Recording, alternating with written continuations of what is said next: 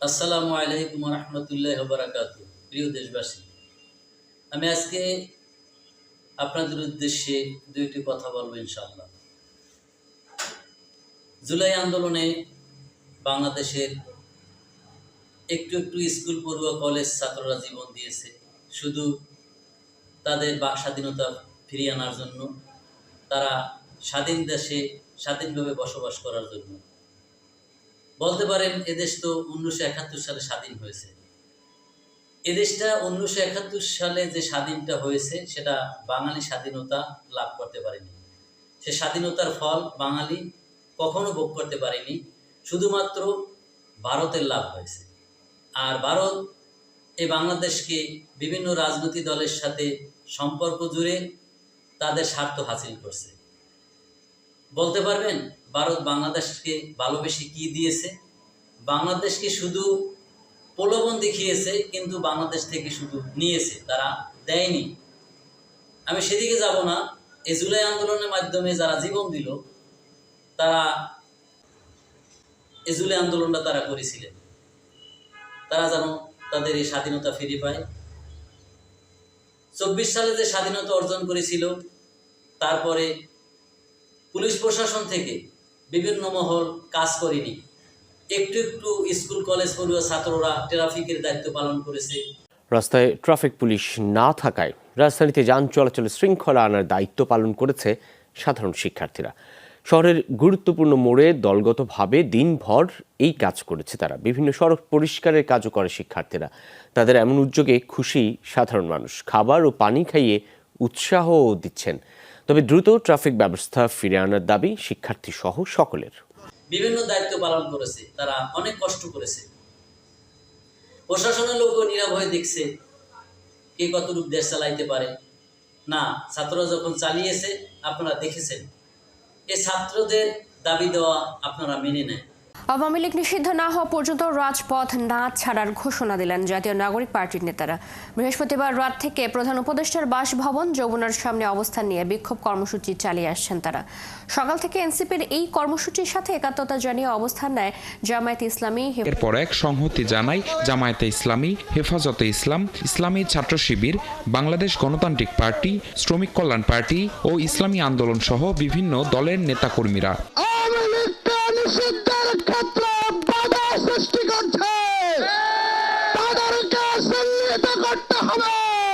শুধুমাত্র যমুনার সামনে নয়, সারা বাংলাদেশে আওয়াজ উঠেছে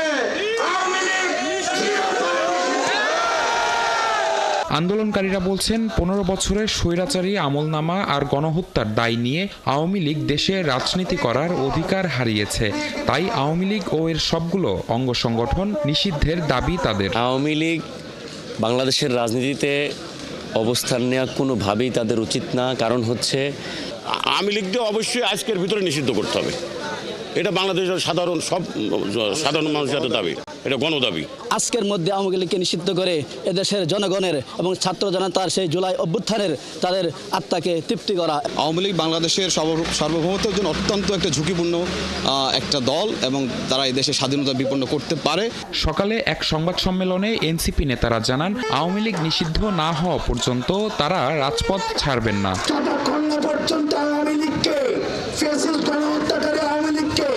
সন্ত্রাসী সংগঠন হিসেবে ঘোষণা দিয়ে নিবন্ধন বাতিল করে রাজনৈতিক কর্মসূচি নিষিদ্ধ করার মধ্য দিয়ে তাদেরকে নিষিদ্ধ করা হয় এবং বিচারিক প্রক্রিয়া সুস্পষ্ট রূপে আমাদের সামনে উপস্থাপন করা হয়, ততক্ষণ পর্যন্ত আমরা এই রাজপথ ছাড়ব না। দেশে কি শুরু হয়েছে? জুলাই আন্দোলনের মহানায়ক হাসনাত আব্দুল্লাহকে তার গাড়ির উপর হামলা। কে হামলা করলো? বাংলাদেশে এমন কি প্রশাসন আছে যে যার নামে মামলা? সাবেক রাষ্ট্রপতি, তাকে পালিয়ে যাওয়া ভুল হবে তার, কারণ তাকে বিমানবন্দর থেকে সসম্মানে দেশ ত্যাগ করার সুযোগ কে করে দিল? তাহলে এর জন্য কি তারা আন্দোলন করেছিল? এখন দেখেন, এটাকে কেন্দ্র করে এখন আওয়ামী লীগ নিষিদ্ধের দাবি উঠেছে। তারা আওয়ামী লীগ নিষিদ্ধ না হওয়া পর্যন্ত ঘরে ফিরবে না। সময়টা তখন রাত 12টা ছুঁই ছুঁই। হজরত শাহজালাল আন্তর্জাতিক বিমানবন্দরে তখনও বিদেশগামী যাত্রীদের ভিড় এতটুকু কমেনি। লাগেজ চেক ইন থেকে শুরু করে ইমিগ্রেশন সব জায়গাতেই ব্যস্ত সময় পার করছেন এয়ারপোর্ট কর্মকর্তারা। ৮-১০ জন যাত্রীর মতো বিমানবন্দর এসেছেন প্রবীণ এক ব্যক্তি, কিন্তু অন্যদের থেকে তাকে সহজেই আলাদা করা যায় তার উচ্চতার জন্য। কিন্তু মুখে মাস্ক আর মাথায় কালো ক্যাপ পরা এই ব্যক্তিকে নিয়ে কারো কোনো আগ্রহ দেখা গেল না। চেক ইন শেষ করে এগিয়ে গেলেন ইমিগ্রেশনের দিকে। বেশ আয়েশি ভঙ্গিতে নিজের পাসপোর্ট জমা দিলেন ইমিগ্রেশন অফিসারের কাছে। পাতা উল্টাতেই চোখ ছানা বড়া, কারণ তার সামনে দাঁড়িয়ে আছে বাংলাদেশে পরপর দুবারের রাষ্ট্রপতি আব্দুল হামিদ। সন্ধ্যায় চান্দনা চৌরাস্তা এলাকায় হাসনাতের গাড়িতে 10 থেকে 12 জন হামলা করে গ্লাস ভেঙে আহত হন হাসনাত। ছুটে আসেন আশপাশের লোকজন, ঘটনাস্থলে যান আইন শৃঙ্খলা রক্ষা বাহিনীর সদস্যরাও। পরে সেখান থেকে ঢাকায় রওনা হন হাসনাত আবদুল্লাহ। হামলার প্রতিবাদে চৌরাস্তায় বিক্ষোভ করছেন এনসিপি নেতাকর্মীরা। এটা কি দেশের জন্য কল্যাণকর? একের পর এক ইস্যু আসছে, একের পর এক দাবি দেওয়া আসছে। শুরু থেকে ছাত্রদের যে দাবি দেওয়া ছিল, এই জুলাই আন্দোলনের মাধ্যমে তারা নূতনভাবে বাংলাদেশকে স্বাধীনতা উপহার দিয়েছে। বাংলাদেশকে স্বাধীন রাষ্ট্র হিসাবে তারা জুলাই আন্দোলনের মাধ্যমে ঘোষণা করেছে। কিন্তু আমলাতন্ত্ররা এখনো তাদের দোষর হয়ে তাদের কাজগুলো করছে না, তাদের কাজে বাধা হচ্ছে। হাসান আবদুল্লাহকে কারা মেরেছে, অনতিবিলম্ব তাদের আইনের আওতায় এনে তাদের বিচার কার্যকর করা হবে। তাহলে কি যারা এই দেশটাকে লুটতরাজ করতে চায় তাদের জন্য দেশটা, এদেশের সাধারণ মানুষ একের পর এক জীবন দেয়, আর কিছু রাজনীতিবিদরা সেই জীবনের রক্তের উপর থেকে তারা তাদেরকে ট্রাম্প কার্ড হিসেবে ব্যবহার করে তারা ক্ষমতার মসনুদে বসে। না, এই জুলাই আন্দোলন শুধু মানুষের বাক স্বাধীনতা ফিরানো না, মানুষের অধিকার ফেরানোর জন্য তারা করেছিল। আশা করি দেশের প্রশাসন থেকে দেশের যারা মহলে গুণীজন আছেন তারা এই জুলাই আন্দোলনকে সম্মান করবেন, জুলাই আন্দোলনকে অমর্যাদা করবেন না। হাজারো ছাত্রের জীবনের বিনিময়ে রক্তের মধ্যে দিয়ে স্বাধীনতা পাওয়াকে কলঙ্কিত করবেন না। আপনাদের রাজনীতি করে যারা আয় বাণিজ্যর চিন্তা করেন, দেখবেন কিছু সংখ্যক রাজনীতিবিদ রয়েছেন যারা রাজনৈতিক পোস্ট পজিশনকে চাকরি চাইতেও বড় মনে করে। বিভিন্ন অফিসে গিয়ে হুঙ্কার দিয়ে কথা বলেন আর বলেন, জানেন আমি অমুক দলের অমুক নেতা, আর তারা কিছুই করে না, অথচ লক্ষ লক্ষ কোটি টাকা কামাই করে। আর দল যখন তাদের অপোজিশনে থাকে তখন তাদের মুখের ভাষ্য থাকে, আমার দল ক্ষমতায় নেই, এখন ইনভেস্ট করো, দল ক্ষমতায় আসলে অবশ্যই তুমি ইনকাম করবে। আরে দেশ থেকে ইনকাম করবে, এ দেশে টাকা উপার্জন করে আপনার বাপদাদা রেখেছে। যারা রাষ্ট্র ক্ষমতায় বসেন ভোটাভুটির মাধ্যমে, তারা কি টাকা পয়সা নিয়ে আসেন? জনগণকে বুঝিয়ে দেওয়ার দায়িত্ব আপনাদের। কই আপনারা বুঝিয়ে দেন কই? এই দেশটাকে আপনারা আয় বাণিজ্য এবং লুটের রাজ্য বানাবেন না। অনুরোধ, এই ছাত্রদের আন্দোলন মেনে নিন। এই ছাত্ররা যে দাবি দেওয়া তুলেছে সেদিকে মূল্যায়ন করে সমস্ত আইন প্রশাসনের প্রতি আমি দৃষ্টি আকর্ষণ করছি। দেশটাকে অস্থিতিশীল করবেন না, দেশের মানুষকে একটু স্বস্তি দিন। দেশের মানুষের জীবন নিয়ে আর সিনেমিনি খেলবেন না। তবে তাদের দাবি দেওয়া অচিরেই মেনে নেয়।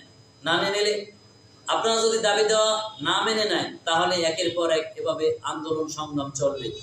অতএব ইতিপূর্বে যারা প্রশাসনে চাকরি করেছেন তাদের সরকারের হয়ে, সরকারের দোসর হয়ে কাজ করেছেন, এ সকল স্বপ্ন ভুলে যান।